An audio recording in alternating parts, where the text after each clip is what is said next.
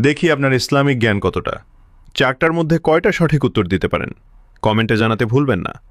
১. কোন নবী তুর পাহাড়ে আল্লাহর সাথে কথা বলেছিলেন?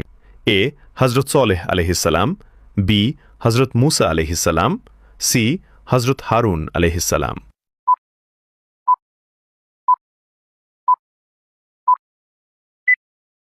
সঠিক উত্তরটি হবে অপশন বি, হজরত মুসা আলাইহিসসালাম।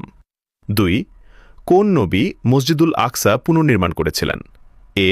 হজরত নূহ আলাইহিসসালাম, বি. হজরত ইয়াকুব আলাইহিসসালাম, সি. হজরত সুলাইমান আলাইহিসসালাম।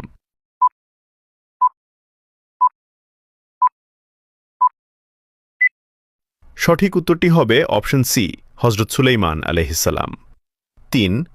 কোন নবী পিতা ছাড়া জন্মগ্রহণ করেছিলেন? এ. হজরত ঈসা আলাইহিসসালাম, বি. হজরত ইসহাক আলাইহিসসালাম, সি. হজরত ইয়াহিয়া আলাইহিসসালাম।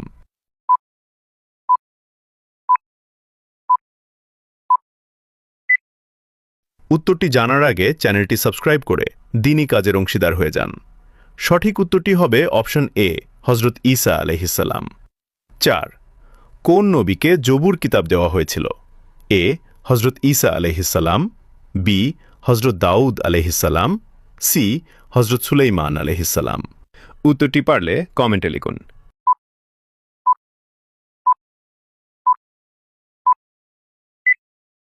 উত্তরটি জানার আগে ভিডিওটিতে একটি লাইক করো এবং চ্যানেলে নতুন হয়ে থাকলে চ্যানেলটিকে সাবস্ক্রাইব করুন এরকম আরও ভিডিও দেখার জন্য।